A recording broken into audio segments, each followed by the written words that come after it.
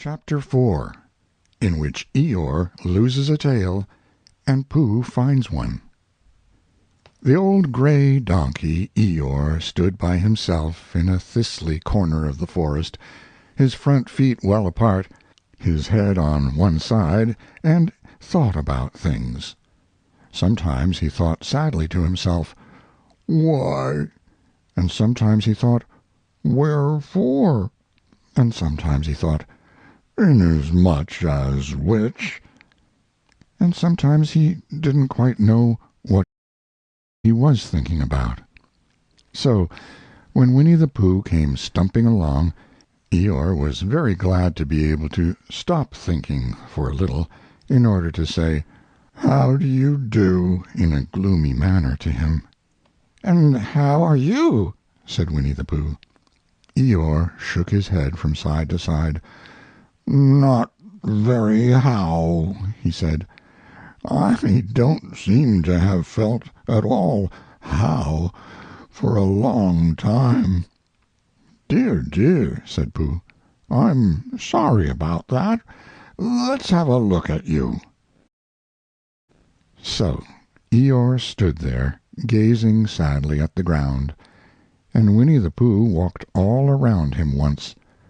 "Why, what's happened to your tail?" he said in surprise. "What has happened to it?" said Eeyore. "It isn't there." "Are you sure?" "Well, either a tail is there or it isn't there. You can't make a mistake about it, and yours isn't there." "Then what is?" "Nothing." "Let's have a look," said Eeyore, and he turned slowly round to the place where his tail had been a little while ago, and then, finding that he couldn't catch it up, he turned round the other way, until he came back to where he was at first, and then he put his head down and looked between his front legs, and at last he said, with a long and sad sigh, "I believe you're right." "Of course I'm right," said Pooh. "That accounts for a good deal," said Eeyore gloomily. "It explains everything. No wonder." "You must have left it somewhere," said Winnie the Pooh. "Somebody must have taken it," said Eeyore. "How like them!" he added after a long silence. Pooh felt that he ought to say something helpful about it, but didn't quite know what. So he decided to do something helpful instead. "Eeyore," he said solemnly, "I, Winnie the Pooh, will find your tail for you." "Thank you, Pooh," answered Eeyore. "You're a real friend," said he. "Not like some," he said. So Winnie the Pooh went off to find Eeyore's tail. It was a fine spring morning in the forest as he started out. Little soft clouds played happily in the blue sky, skipping from time to time in front of the sun, as if they had come to put it out, and then sliding away suddenly so that the next might have his turn. Through them and between them the sun shone bravely, and a copse, which had worn its furs all the year round, seemed old and dowdy now beside the new green lace which the beeches had put on so prettily. Through copse and spinney marched Bear, down upon slopes of gorse and heather, over rocky beds of streams, up steep banks of sandstone into the heather again, and so at last, tired and hungry, to the 100-acre wood. For it was in the 100-acre wood that Owl lived. "And if anyone knows anything about anything," said Bear to himself, "it's Owl, who knows something about something," he said, "or my name's not Winnie the Pooh," he said, "which it is," he added. "So there you are." Owl lived at the Chestnuts, an old-world residence of great charm, which was grander than anybody else's, or seemed so to bear, because it had both a knocker and a bell-pull. Underneath the knocker there was a notice which said, "Pless ring if an answer is required." Underneath the bell-pull there was a notice which said, "Pless knock if an answer is not required." These notices had been written by Christopher Robin, who was the only one in the forest who could spell. For Owl, wise though he was in many ways, able to read and write and spell his own name, Wall, yet somehow went all to pieces over delicate words like measles and buttered toast. Winnie the Pooh read the two notices very carefully, first from left to right, and afterwards, in case he had missed some of it, from right to left. Then, to make quite sure, he knocked and pulled the knocker, and he pulled and knocked the bell-rope, and he called out in a very loud voice, "Owl, I require an answer. It's Bear speaking." And the door opened, and Owl looked out. "Hello, Pooh," he said. "How's things?"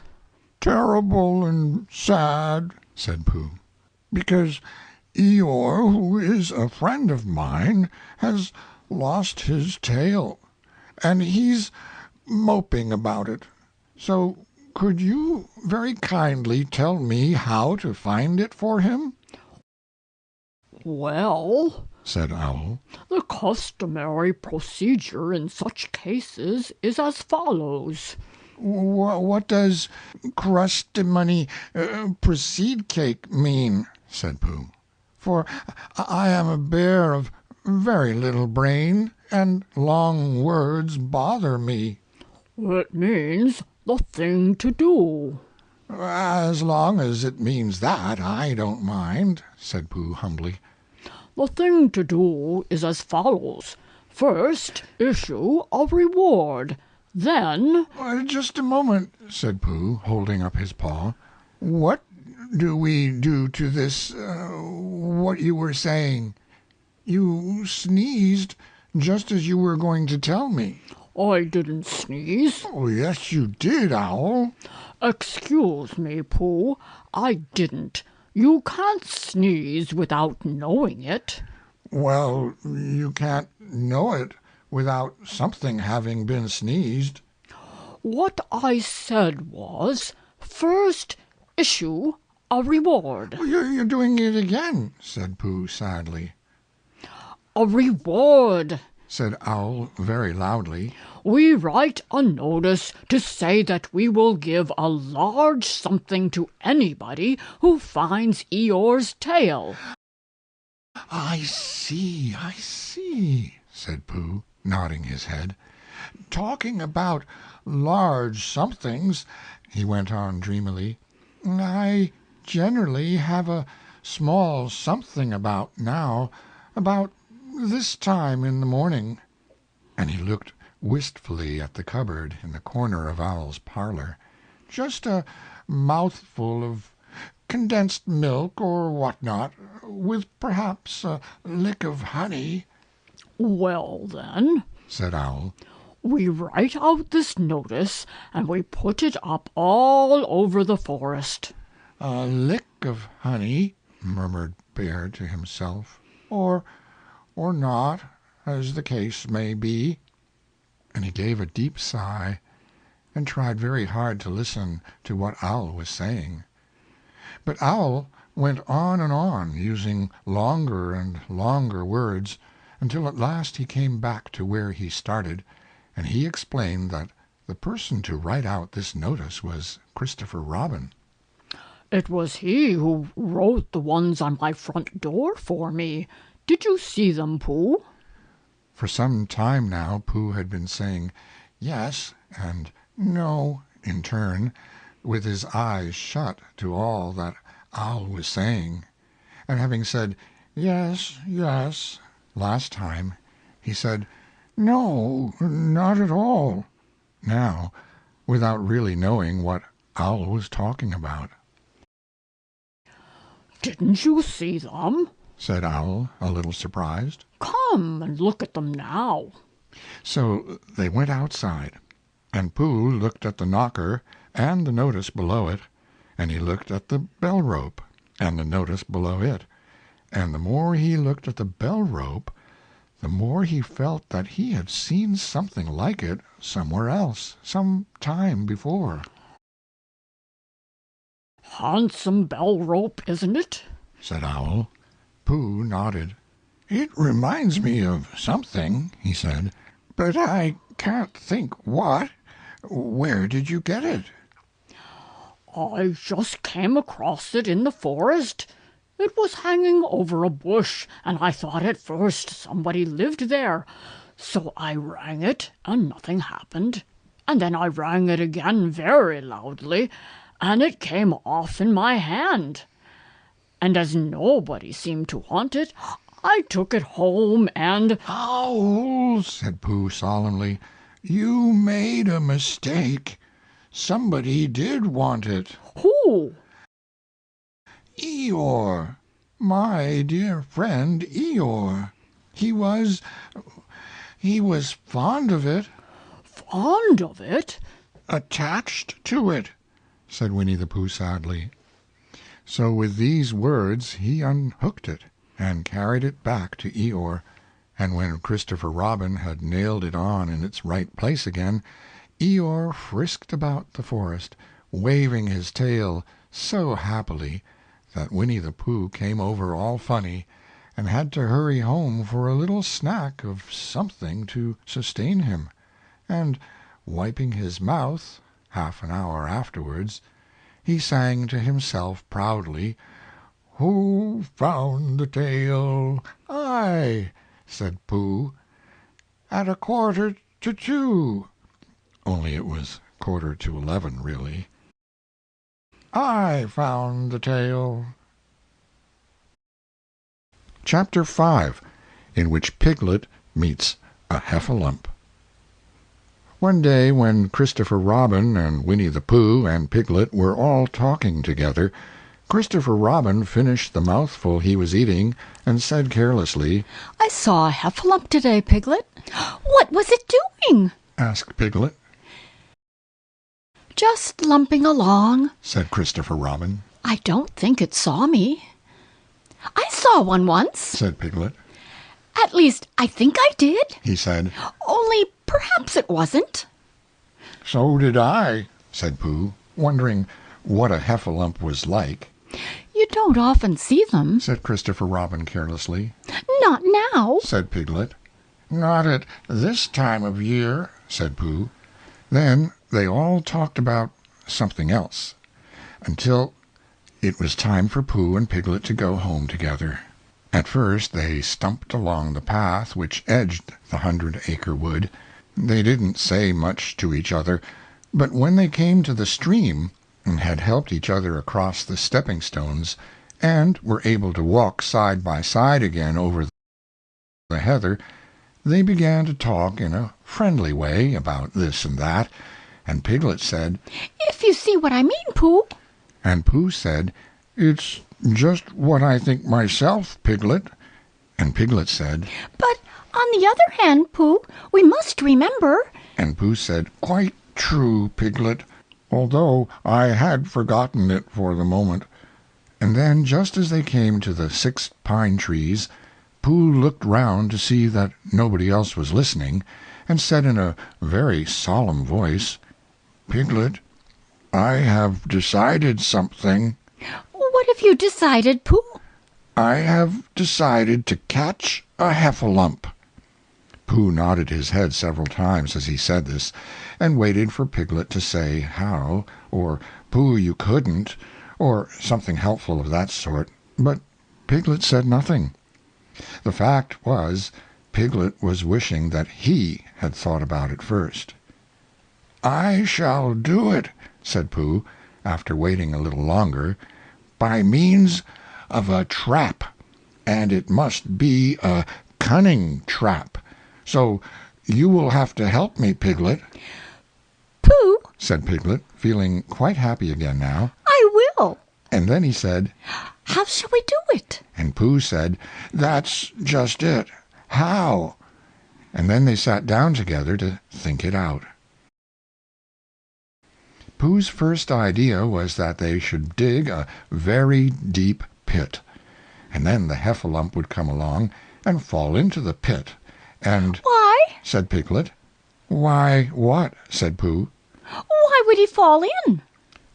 Pooh rubbed his nose with his paw, and said that the Heffalump might be walking along, humming a little song, and looking up at the sky, wondering if it would rain, and so he wouldn't see the very deep pit until he was halfway down, when it would be too late. Piglet said that this was a very good trap, but supposing it were raining already? Pooh rubbed his nose again, and said that he hadn't thought of that. And then he brightened up and said that if it were raining already, the Heffalump would be looking at the sky, wondering if it would clear up, and so he wouldn't see the very deep pit until he was halfway down, when it would be too late. Piglet said that now that this point had been explained, he thought it was a cunning trap. Pooh was very proud when he heard this, and he felt that the Heffalump was as good as caught already. But there was just one other thing which had to be thought about, and it was this: where should they dig the very deep pit? Piglet said that the best place would be somewhere where a Heffalump was, just before he fell into it, only about a foot farther on. "But then he would see us digging it," said Pooh. "Not if he was looking at the sky." "He would suspect," said Pooh, "if he happened to look down." He thought for a long time, and then added sadly, "It isn't as easy as I thought. I suppose that's why Heffalumps hardly ever get caught." "That must be it," said Piglet. They sighed and got up, and when they had taken a few gorse prickles out of themselves, they sat down again.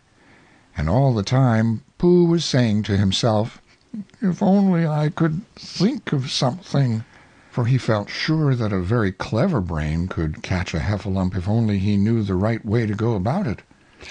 "Suppose," he said to Piglet, "you wanted to catch me, how would you do it?"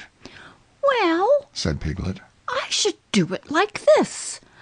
I should make a trap, and I should put a jar of honey in the trap, and you would smell it, and you would go in after it, and—" "And I would go in after it," said Pooh excitedly, "only very carefully so as not to hurt myself, and I would get to the jar of honey, and I should lick round the edges first of all, pretending that there wasn't any more, you know, and then I should walk away and think about it a little, and then I should come back and start licking in the middle of the jar, and then—" "Yes! Well, never mind about that.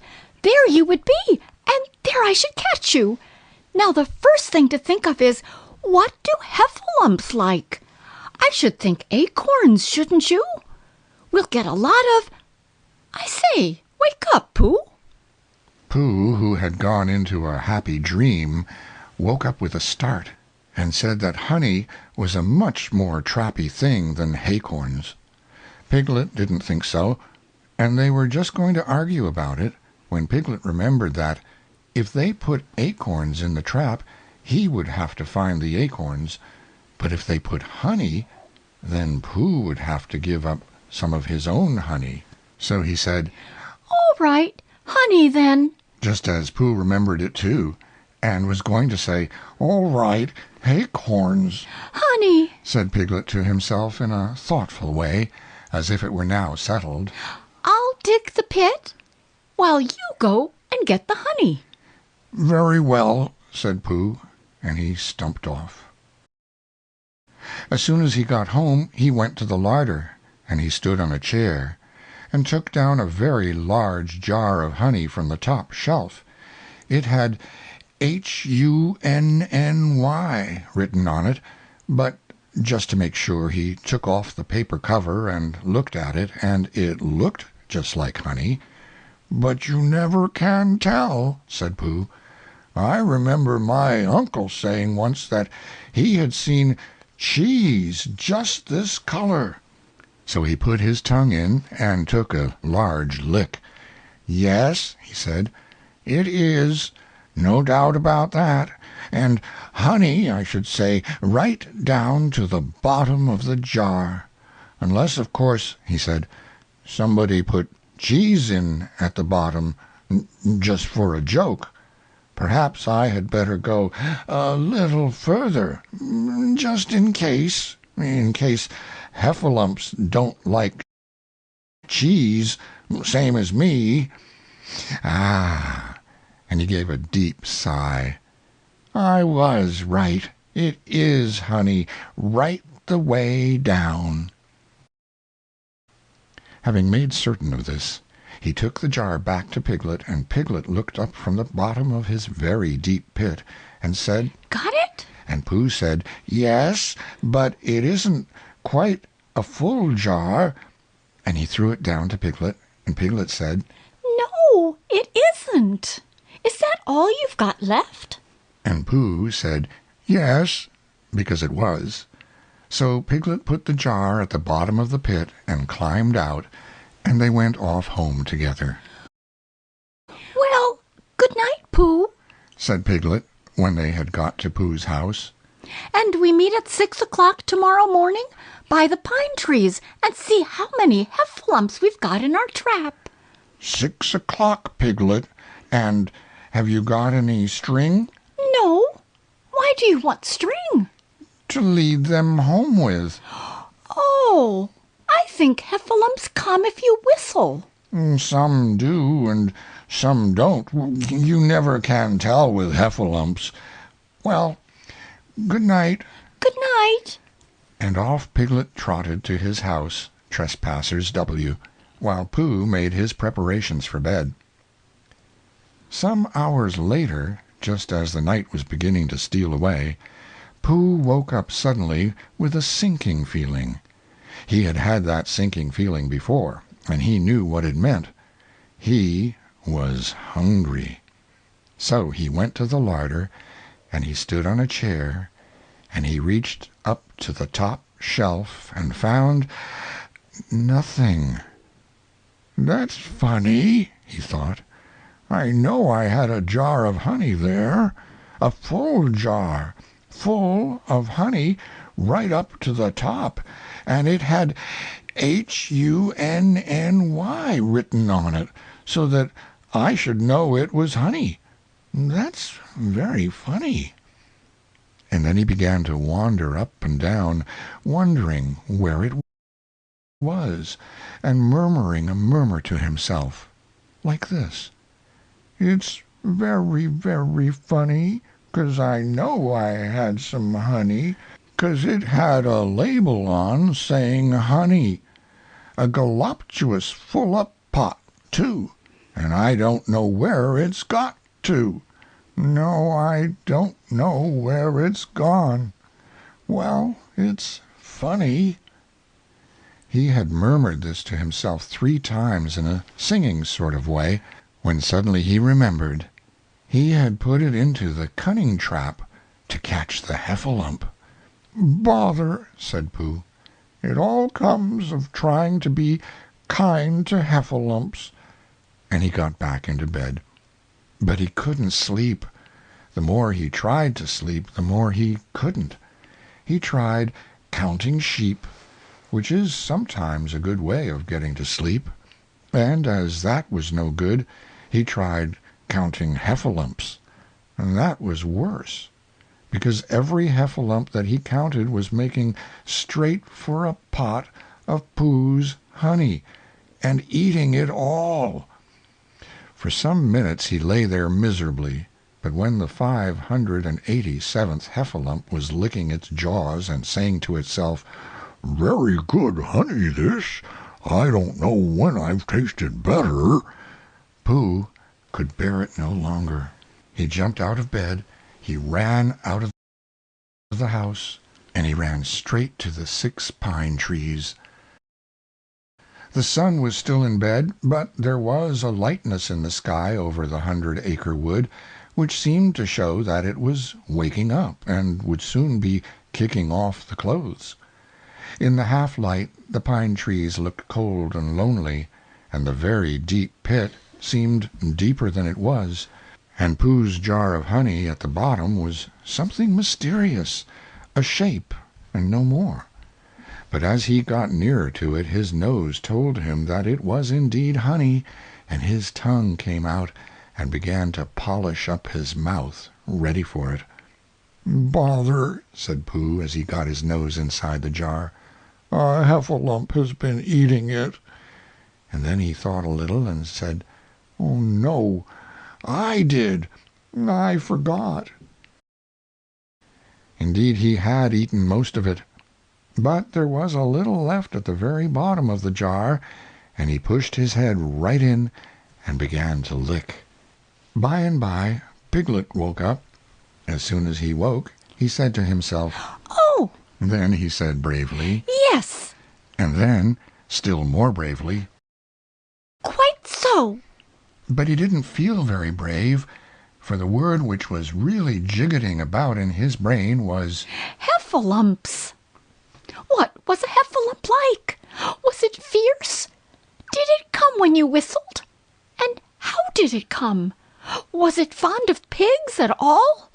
If it was fond of pigs, did it make any difference what sort of pig?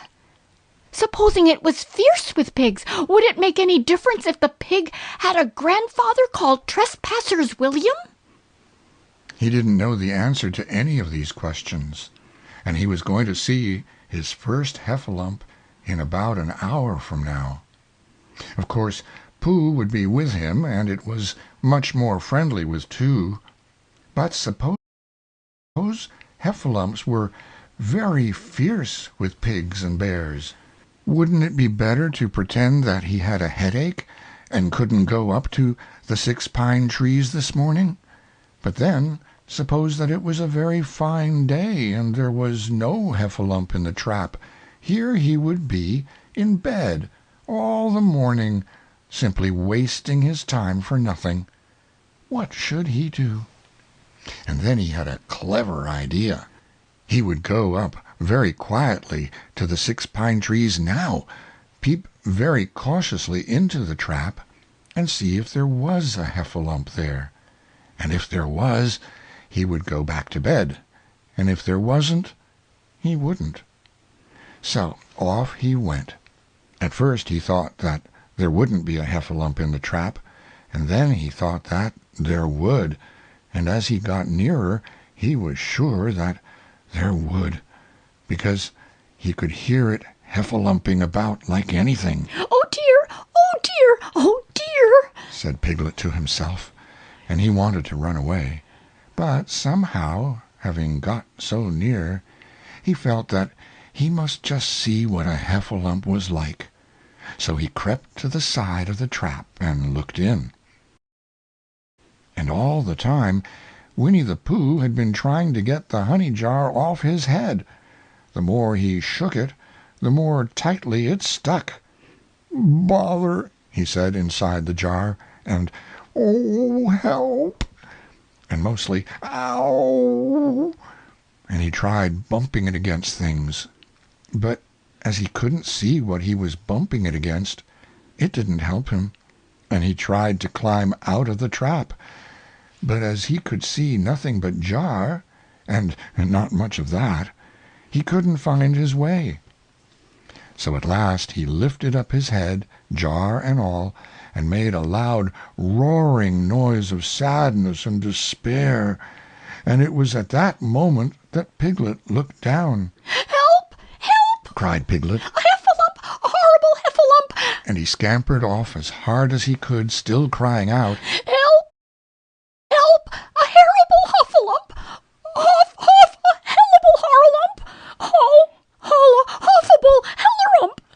and he didn't stop crying and scampering until he got to Christopher Robin's house.